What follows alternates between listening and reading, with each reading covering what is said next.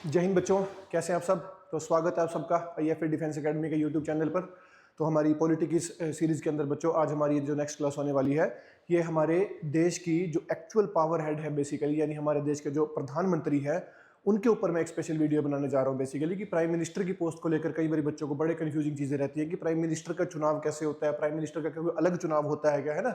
So prime minister को लेकर आज हमारी ये वीडियो होने वाली है बच्चों, और आई होप सो कि इस वीडियो के थ्रू आप लोगों के कई सारे कंसेप्ट इस पोस्ट को लेकर बेसिकली क्लियर हो जाएंगे। ठीक है, तो बने रहिए पूरी वीडियो के अंदर। पिछली जितनी भी वीडियोस है, स्पेशली लास्ट वाली जो वीडियो थी हमारी प्रेसिडेंट को लेकर, और उससे पहले फंडामेंटल राइट्स वाली जो वीडियो है, ये एग्जाम पॉइंट ऑफ व्यू से कुछ ऐसी वीडियोस हैं जो बहुत इंपॉर्टेंट है बच्चों। प्लीज इनको लाइटली मत लीजिएगा। इनमें जितनी बातें मैंने बताई है, चाहे वो स्लाइड्स के थ्रू या मैंने अपने आप वर्बली आपको बताई है, उन सब के अच्छे से नोट्स बनाकर उनको अच्छे से टॉपिक्स को तैयार कीजिए बच्चों।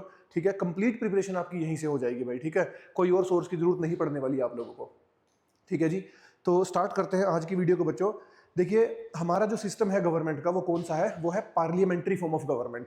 एक दूसरा होता है प्रेसिडेंशियल फॉर्म ऑफ गवर्नमेंट, जिसको हमने फॉलो नहीं किया था एक्चुअली जब हम आज़ाद हुए ब्रिटिशर से बेसिकली, है ना। तो हमने क्या किया कि पार्लियामेंट्री फॉर्म ऑफ गवर्नमेंट को अपनाया। क्यों? क्योंकि इस सिस्टम से हम लोग रूबरू हो चुके थे, अच्छे से इस सिस्टम को समझ चुके थे हम लोग ब्रिटेन से बेसिकली, क्योंकि ब्रिटेन हमारे ऊपर पार्लियामेंट्री फॉर्म ऑफ गवर्नमेंट से ही रूल किया करता था। ठीक है जी, तो हम लोग इस सिस्टम से जाने पहचाने वो थे, तो इसीलिए हमने इसी सिस्टम को कंटिन्यू रखा जब हमने अपनी सरकार का भी गठन किया। तो पार्लियामेंट्री फॉर्म ऑफ गवर्नमेंट के अंदर बच्चों क्या होता है कि प्राइम मिनिस्टर रूल चलता है।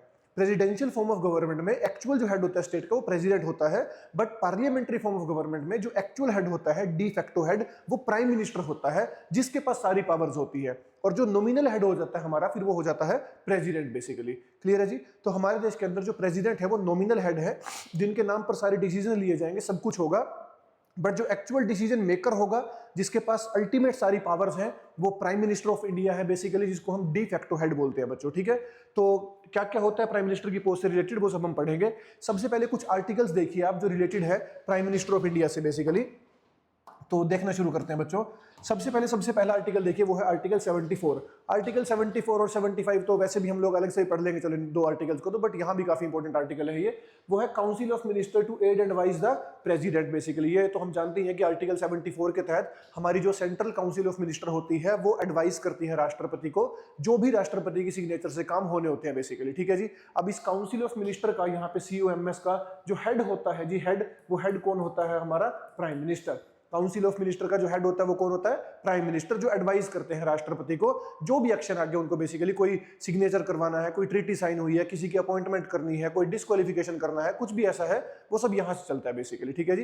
तो वीडियो के अंदर, लास्ट वीडियो मैंने आपको बताया भी था प्रेसिडेंट वाली में, कि पावर्स जरूर वो सारी नाम पर किसके हैं? राष्ट्रपति के हैं, कि राष्ट्रपति ये कर सकते हैं वो, बट एक्चुअल में जो पीछे से गाइडिंग फोर्स होती है वो काउंसिल ऑफ मिनिस्टर ही होती है, जिसके हेड प्राइम मिनिस्टर होते हैं बच्चों। ठीक है, नेक्स्ट देखिए article 75, provision of ministers appointment and conduct, कि मिनिस्टर्स की अपॉइंटमेंट कैसी होगी, प्राइम मिनिस्टर की अपॉइंटमेंट भी कैसी होगी, और बाकी मिनिस्टर्स की अपॉइंटमेंट भी कैसी होगी, वो किस आर्टिकल के अंदर है? आर्टिकल 75 में है, जिसको हम पढ़ेंगे अभी थोड़ी देर में। ठीक है, next article 77, business conduct of the government of India, की गवर्नमेंट ऑफ इंडिया की बेसिकली वर्किंग कैसे होगी, बिजनेस कंडक्ट क्या होगा, उसके रूल्स क्या होते हैं, आर्टिकल 77 उससे रिलेटेड है बेसिकली। नेक्स्ट है 78, PM's duties for providing information to the president, प्रधानमंत्री की ड्यूटी होती है एक्चुअल में सरकार की कार्यकारिणी की इंफॉर्मेशन राष्ट्रपति को देना, कि सरकार कैसी पॉलिसी जनरेट करना चाहती है, किस थ्योरी पे काम करना चाहती है, वो सब इंफॉर्मेशन प्राइम मिनिस्टर भेजता है राष्ट्रपति को बच्चों।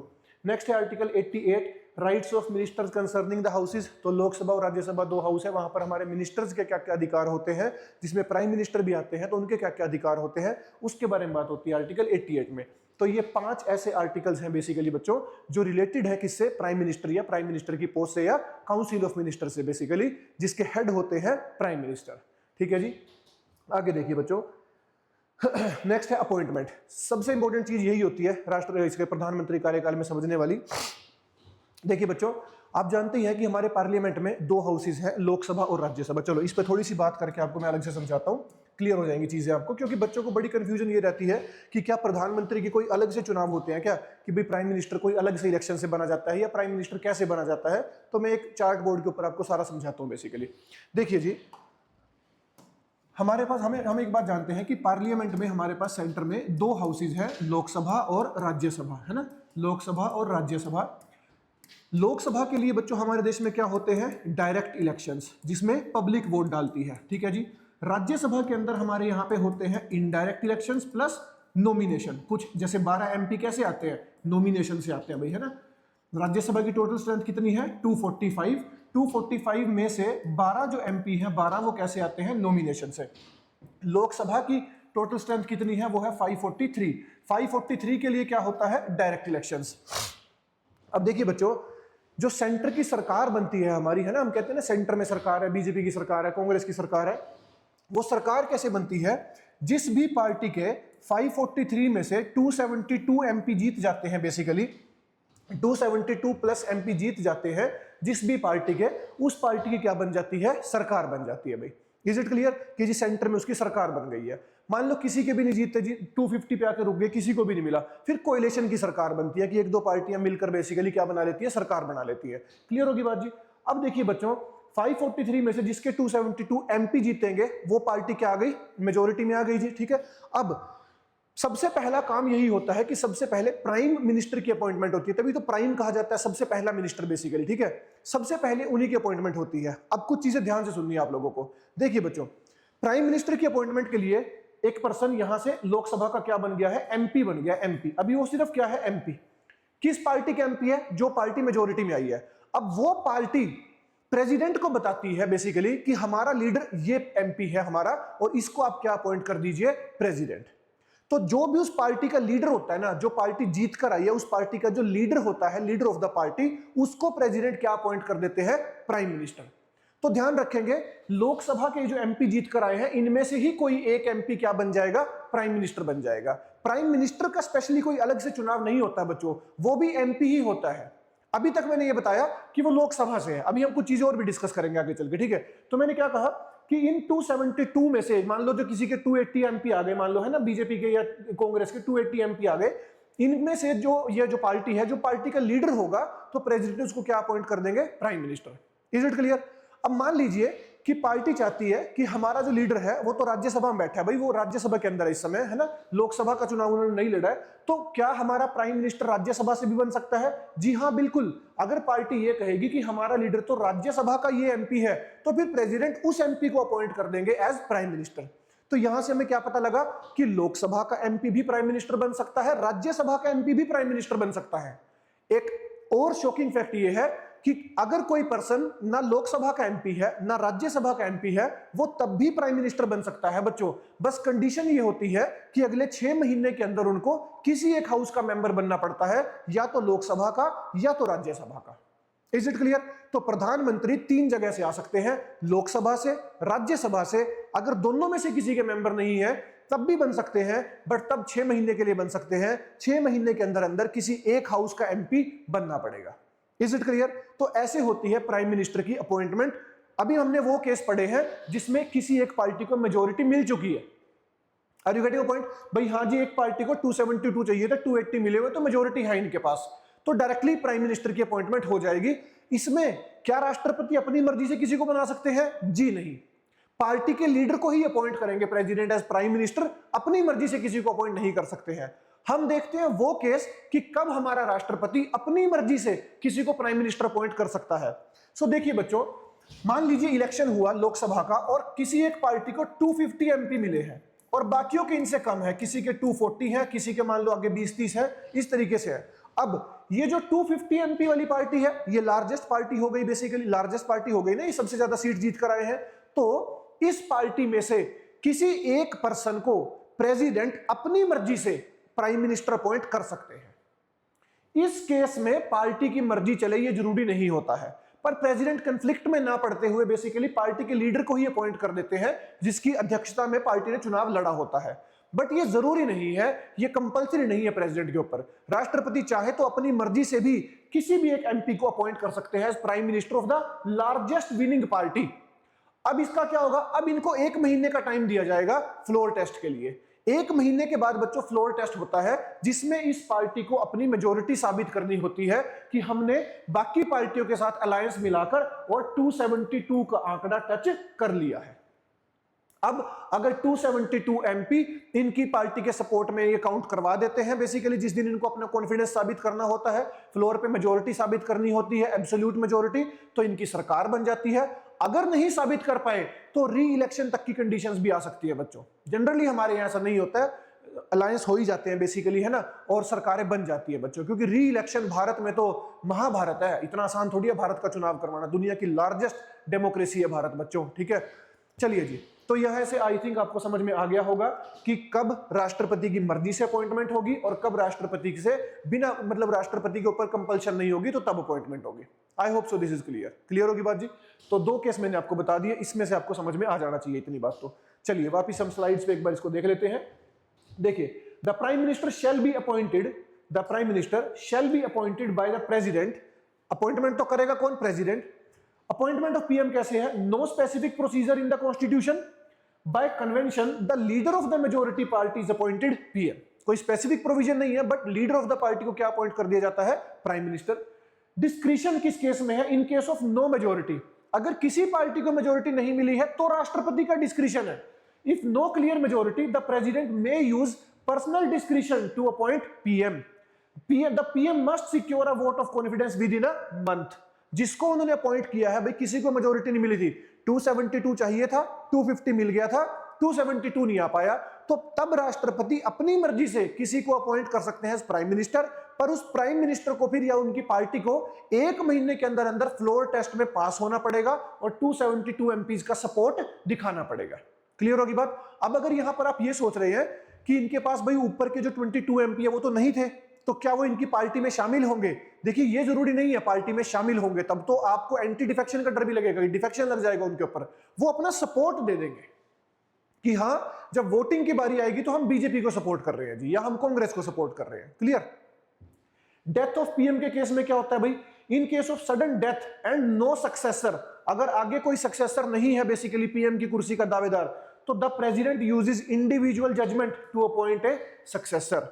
अगर तो पार्टी खुद ही बता देती है कि भाई इस लीडर की हमारे की डेथ हो गई है, प्राइम मिनिस्टर थे जो, बट अब हमारा लीडर ये होगा पार्टी का, तो फिर प्रेसिडेंट उसको अपॉइंट कर देते हैं। बट अगर पार्टी ऐसा बताने में बेसिकली नाकामयाब हो रही हो, तो रूलिंग काम को सही से चलाने के लिए बेसिकली तो राष्ट्रपति अपनी मर्जी से भी उसी पार्टी के, दूसरी पार्टी के नहीं, जो रूलिंग पार्टी है, जो मेजोरिटी में है, उसी पार्टी के किसी भी एमपी को अपॉइंट कर सकते हैं एज प्राइम मिनिस्टर। क्लियर है। बट यहां तक बात जाती नहीं है। एलिजिबिलिटी क्या है जी? PM can be from either house of parliament, Lok Sabha से भी प्रधानमंत्री बन सकते हैं, राज्यसभा से भी प्रधानमंत्री बन सकते हैं। Non members can be appointed but must be elected with in 6 months. Non member, ना लोकसभा का एमपी है ना राज्यसभा का एमपी है, वो भी प्रधानमंत्री बन सकते हैं, बट 6 महीने के अंदर अंदर उनको किसी एक हाउस का मेंबर बनना पड़ेगा। Oath administration, president administers oath of office and secrecy. प्रधानमंत्री की शपथ कौन करवाते हैं जी? तो हमारे देश के राष्ट्रपति ही प्रधानमंत्री की शपथ भी करवाते हैं बच्चों। क्लियर होगी बात। तो लोकसभा का एमपी भी प्रधानमंत्री बन सकता है, राज्यसभा का एमपी भी। देखिए, पहला प्रधानमंत्री हमारा जो राज्यसभा से बने थे बेसिकली वो इंदिरा गांधी थी बच्चों, जो पहली प्रधानमंत्री बनी थी वो राज्यसभा की एमपी हुआ करती थी 1966 के अंदर। ठीक है जी, पहली महिला प्रधानमंत्री भी थी हमारी वो। ठीक है जी। चलिए नेक्स्ट देखिए जी, टर्म कितना होता है राष्ट्रपति का। अब देखिए, राष्ट्रपति का जो टर्म है बच्चों वो फिक्स नहीं होता, सॉरी प्रधानमंत्री का, सॉरी बच्चों, प्रधानमंत्री का जो टर्म है प्राइम मिनिस्टर का वो फिक्स नहीं होता है।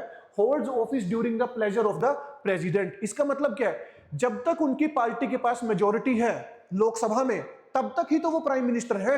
अगर उनकी पार्टी के पास मेजोरिटी नहीं रही लोकसभा में और दूसरी पार्टी मेजोरिटी अचीव कर लेती है, तो फिर इनको रिजाइन करना पड़ेगा, ये हट जाएंगे प्रधानमंत्री के पद से, फिर दूसरी पार्टी का बंदा क्या बनेगा? Prime minister. ये एमपी तब भी रहेंगे, ये भी बच्चों को कंफ्यूजन हो जाती है कि जी प्राइम मिनिस्टर नहीं रहे तो फिर तो ये एमपी नहीं रहे। नहीं, अभी हाउस डिसॉल्व नहीं हुआ है। लोकसभा जब तक डिसॉल्व नहीं होगी तब तक ये बंदे एमपी तो रहेंगे ना। बस अब इनके पास लोकसभा में मेजोरिटी नहीं रही है, तो इसलिए अब ये ओपोजिशन बन जाएंगे और जिनके पास मेजोरिटी आ गई है वो रूलिंग पार्टी बन जाएंगे।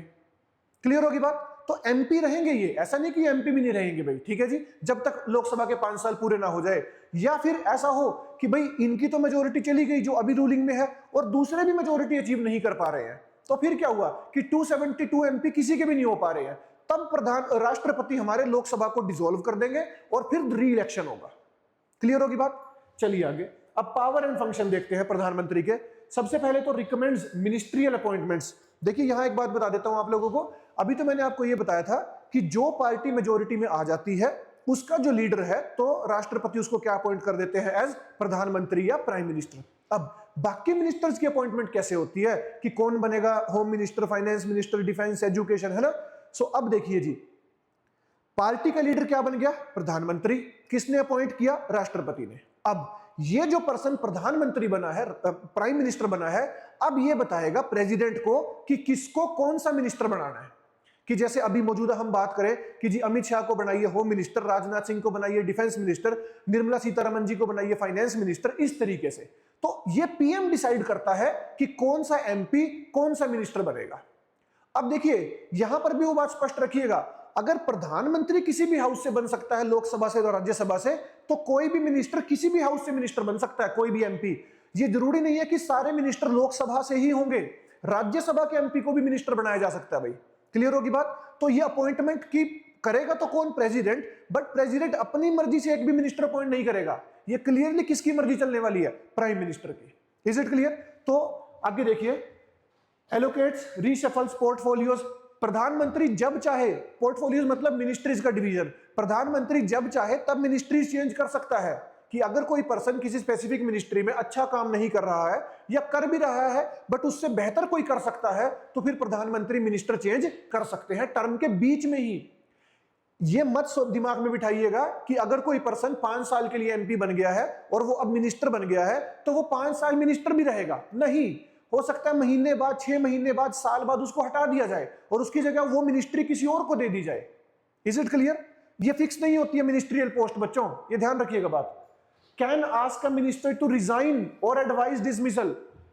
प्रधानमंत्री एक मिनिस्टर से उसकी मिनिस्ट्रियल पोस्ट से रिजाइन तक करवा सकते हैं बच्चों। क्लियर होगी बात?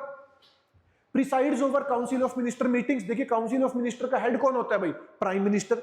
भाई सबसे पहले तो किसकी अपॉइंटमेंट हुई? पीएम की, फिर बाकी सारे मिनिस्टर्स बने। अब ये जो बाकी सारे मिनिस्टर हैं इंक्लूडिंग पीएम, इन सबको हम क्या बोल देते हैं? Council of ministers. Is it clear? Next, and influence dismissal. Resignation of PM can collapse the council of ministry. तभी तो कहा जाता है कि काउंसिल ऑफ मिनिस्ट्री क्या है? ये ऐसा जहाज है जो साथ में तैरता है, साथ में डूबता है। अगर प्रधानमंत्री ने रिजाइन कर दिया तो समझ लीजिए पूरी की पूरी काउंसिल ऑफ मिनिस्ट्री का रेजिग्नेशन हो गया वो। क्लियर है जी? प्राइम मिनिस्टर के रिजाइन करते ही ऑटोमेटिकली पूरी की पूरी काउंसिल ऑफ मिनिस्टर भंग हो जाएगी उसी समय से। Is it clear? फिर अगर दूसरी पार्टी में मेजोरिटी हो तो उनका प्रधानमंत्री बन जाएगा, नहीं तो री इलेक्शन होगा। ठीक है, लोकसभा डिसॉल्व हो सकती है। इंपैक्ट ऑफ पीएम सीएम का भी यहीं पर देख लीजिए, रेजिग्नेशन क्या होता है और डेथ। रेजिग्नेशन और death of PM CM dissolves council of minister. तो काउंसिल ऑफ मिनिस्टर्स क्या हो जाती है? आपकी डिसॉल्व हो जाती है जी। अब दूसरी पार्टी की काउंसिल ऑफ मिनिस्टर बने, अगर इन्हीं के पास मेजोरिटी तो हो सकता है इनकी बने, बट वो काउंसिल ऑफ मिनिस्टर डिसॉल्व हो जाती है बच्चों, पीएम की डेथ होते ही और पीएम के रिजाइन करते ही बच्चों। क्लियर होगी? चलिए जी आगे। नेक्स्ट देखिए एडिशनल पावर्स क्या क्या है। सबसे पहले तो राष्ट्रपति को एडवाइस भेजते हैं ऑन समनिंग या प्रोरोगिंग सेशंस। अगर 2 सेशन, अब मान लीजिए प्रधानमंत्री को लग रहा है कि अब कोई सेशन बुलाना चाहिए, हम इस समय पे कोई इमरजेंसी सिचुएशन है या 2 सेशंस के बीच में टाइम ज्यादा हो गया है बेसिकली, तो तब प्रधानमंत्री राष्ट्रपति को कह सकते हैं कि सेशन बुलाइए, सम्मन कीजिए। क्लियर होगी बात? दूसरा प्रोरोग करना क्या होता है कि सेशन को खत्म कर देना। अगर कोई सेशन चल रहा है और अब लगता है कि सेशन को खत्म कर देना चाहिए तो उसको प्रोरोग बोलते हैं। तो प्रधानमंत्री के कहने पर राष्ट्रपति सेशन को प्रोरोग भी कर सकते हैं बच्चों। ठीक है जी, तो वो सेशन परमानेंटली खत्म हो जाता है, फिर अगला सेशन आएगा। नेक्स्ट है announces government policies in the house. जो लोकसभा के अंदर जाएंगे या राज्यसभा में भी जाकर बोल सकते हैं, तो अपनी पॉलिसीज अनाउंस करते हैं बेसिकली वहां पे। नेक्स्ट है अदर रोल्स क्या है भाई? ये चेयरमैन होते हैं नीति आयोग के, ये बात ध्यान रखिएगा जी। हमारे जो प्रधानमंत्री है वो नीति आयोग के कौन होते हैं? चेयरमैन। नेशनल इंटीग्रेशन काउंसिल के चेयरमैन होते हैं, इंटरस्टेट काउंसिल के चेयरमैन होते हैं, नेशनल वाटर रिसोर्स काउंसिल के होते हैं, और अदर जो काउंसिल होती है लगभग काउंसिल्स के जो हेड होते हैं वो चेयरमैन होते हैं, वो प्रधानमंत्री ही होते हैं बच्चों। ठीक है, उसके बाद शेप्स फॉरेन पॉलिसी, हमारी दूसरे देशों के साथ किसके साथ क्या रिलेशन रखने हैं। चीफ गवर्नमेंट स्पोक्स पर्सन होते हैं ये, क्राइसिस मैनेजर होते हैं बेसिकली ये, है ना। देश अगर किसी ऐसी स्थिति में है बेसिकली तो सब प्रधानमंत्री की तरफ देखते हैं कि प्रधानमंत्री क्या करेगा। जैसे कोविड का भी टाइम आया था तो वी वर हाईली एंटिसिपेटेड था कि अब मोदी जी क्या करने वाले, बिकॉज देश फंस गया था सिचुएशन में। तो क्राइसिस मैनेजर कहा जाता है बेसिकली, है ना। और leader of the ruling party, और ये क्या होते हैं? रूलिंग पार्टी के लीडर होते हैं बच्चों। ठीक है, नेक्स्ट देखिए जी, रिलेशंस विद नॉमिनल हेड। अब हमारे प्रधानमंत्री के हमारे राष्ट्रपति के साथ नॉमिनल हेड कौन है? प्रेसिडेंट हमारे, है ना, उनके साथ क्या रिलेशन होते हैं? क्योंकि देखिए थोड़ा सा कंफ्लिक्ट तो है चीजों का ना, क्योंकि कागजी कार्रवाई में जो पावर है सारी की सारी वो किसके पास है? प्रेसिडेंट के पास है। पर प्रैक्टिकली जो सारी पावर्स है वो किसके पास है? प्राइम मिनिस्टर के पास है बच्चों, ठीक है जी। तो कहीं ना कहीं कुछ ना कुछ कंफ्लिक्ट भी आपको देखने को मिल सकता है। तो देखिए सबसे पहला आर्टिकल है आर्टिकल 74, जिसमें PM heads the council of minister. Council of minister का हेड कौन है? PM. To aid and advise the president, कि भाई राष्ट्रपति को कुछ भी सलाह देना इनका काम है, कि इसकी अपॉइंटमेंट कर दो, इनको आर्मी चीफ बना दो, नेवी चीफ बना दो, इसरो का, यूपीएससी का चेयरमैन, चीफ इलेक्शन कमिश्नर की अपॉइंटमेंट, ये सब कुछ काउंसिल ऑफ मिनिस्ट्री पीएम की अध्यक्षता में बताती है किसको? राष्ट्रपति को। सर क्या राष्ट्रपति मना कर सकते हैं? देखिए प्रेसिडेंट में आस्क फॉर रिकंसिडरेशन, एक बार भेज सकते हैं राष्ट्रपति उस एडवाइस को रिकंसिडर करने के लिए, but must follow final advice. But council of ministers ने अगर उनकी बात को नहीं माना और दोबारा एज इट इज उस चीज को वापस प्रेसिडेंट के पास भेज दिया, अब प्रेसिडेंट पे कोई वो नहीं होता ऑप्शन, अब उनको साइन करने ही पड़ते हैं। Is it clear? तो इस बात को यहां से कैसे याद रखना है आप लोगों ने, कि आर्टिकल 74 के तहत हमारी council of ministry aid and advise करती है प्रेसिडेंट को किसी भी स्पेसिफिक कार्य के लिए। उस पे सिग्नेचर करने से पहले या उस बात को एडवाइस को मानने से पहले राष्ट्रपति एक बार उस एडवाइस को रिकंसिडरेशन के लिए भेज सकते हैं। बट अगर पार्लियामेंट काउंसिल ऑफ मिनिस्ट्री दोबारा एज इट इज उस एडवाइस को वापस भेज देते हैं तो अब प्रेसिडेंट को साइन करने पड़ते हैं। क्लियर है जी? नेक्स्ट देखिए article 75, PM appointed by the president, other ministers appointed on PM's advice. ये सब मैंने आपको बता ही दिया 75 के तहत कि पीएम की जो अपॉइंटमेंट है किसके द्वारा की जाती है? प्रेसिडेंट के द्वारा। दो केसेस है, पार्टी मेजोरिटी में है तो लीडर ऑफ द पार्टी, कोई भी पार्टी मेजोरिटी में नहीं है तो प्रेसिडेंट की मर्जी है कि जो सबसे बड़ी पार्टी जीत कर आई होगी उसके बंदे को, किसी भी बंदे को अपॉइंट, उस पार्टी के किसी बंदे को अपॉइंट करना है एज प्राइम मिनिस्टर। बाकी मिनिस्टर्स की अपॉइंटमेंट किसके कहने पर होती है? प्राइम मिनिस्टर के। Ministers hold office at the pleasure of the president, वो मैंने आपको बता ही दिया था कि भाई यहां देखो वर्ड क्या यूज किया गया? प्लेजर ऑफ प्रेसिडेंट, क्योंकि अपॉइंटमेंट किसने की है? प्रेसिडेंट ने। किसके कहने पर की है? पीएम के। तो अब पीएम अगर कह दे प्रेसिडेंट को कि भाई ये मिनिस्टर अच्छे से काम नहीं कर रहा है, इसको चेंज कर दो, तो राष्ट्रपति को करना पड़ेगा। एक बार मना कर सकते हैं राष्ट्रपति की, दोबारा सोच लो, बट दोबारा नहीं। अगर पीएम ने बोल दिया कि करना है तो करना है। क्लियर है?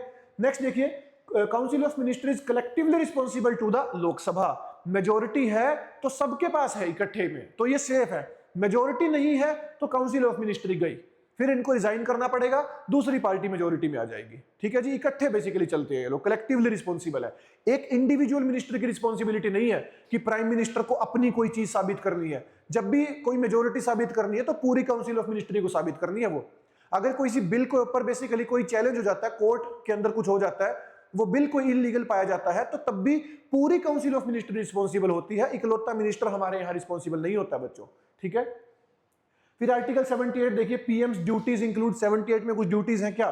Communicating council of minister decisions and legislative proposals to the president, कि हमारे जो काउंसिल ऑफ मिनिस्ट्री के डिसीजन है और लेजिस्लेटिव प्रपोजल्स हैं वो किसको बताना? राष्ट्रपति को, कि कौन कौन से हम बिल पास करने वाले हैं, इन बिल से क्या क्या बेनिफिट होने वाला है बेसिकली, और जो हमारी पॉलिसीज है, कोई काउंसिल ऑफ मिनिस्ट्री के डिसीजंस है देश को लेकर किसी भी तरीके के, वो सब बेसिकली बताना राष्ट्रपति को। किसकी ड्यूटी है? पीएम की, under article 78। Next, submitting matters for council of minister consideration upon the president's request, basically. ठीक है, कि काउंसिल ऑफ मिनिस्ट्री के कुछ और सब्जेक्ट्स को सबमिट करना, इसके लिए प्रेसिडेंट रिक्वेस्ट करते हैं तो पीएम भेज देते हैं बेसिकली। नेक्स्ट है जी, others, advises president on appointment of की ऑफिशियल्स, अटॉर्नी जनरल की अपॉइंटमेंट, कैग की appointment, UPSC chairman, chief election commissioners, इन सब की एडवाइस पीएम देते हैं प्रेसिडेंट को, और फिर प्रेसिडेंट उनको क्या कर देते हैं? अपॉइंट कर देते हैं बच्चों। क्लियर होगी बात? अपनी मर्जी से प्रेसिडेंट नहीं करते हैं भाई। चलिए, अब तक जो हमने पढ़ा वो थे प्राइम मिनिस्टर की पोस्ट को लेकर कुछ फैक्ट्स, सारे के सारे जो मैंने आपके क्लियर कर दिए कि प्राइम मिनिस्टर कैसे कैसे बना जा सकता है, कौन बनता है, ये भी मैंने आपको बता दिया।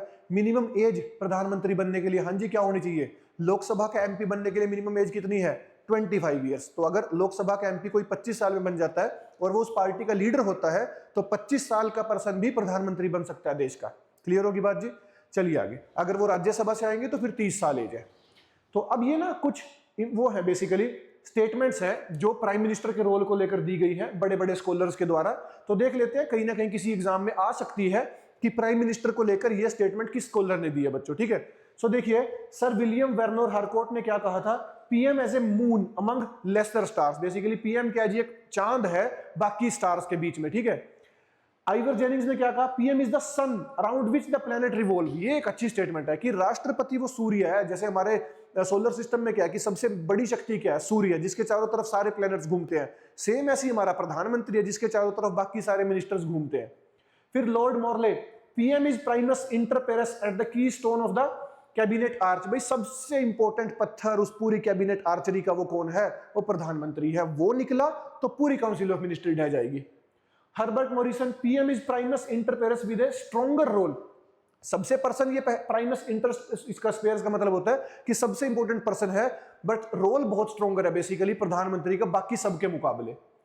आर.एच. क्रॉसमैन क्या कहते हैं, cabinet government turned into prime ministerial government, कि है तो कैबिनेट गवर्नमेंट की पूरी कैबिनेट के द्वारा चलनी चाहिए, बट पावर प्रधानमंत्री के पास इतनी ज्यादा है कि ये किसमें कन्वर्ट हो गई है, प्राइम मिनिस्टर गवर्नमेंट में।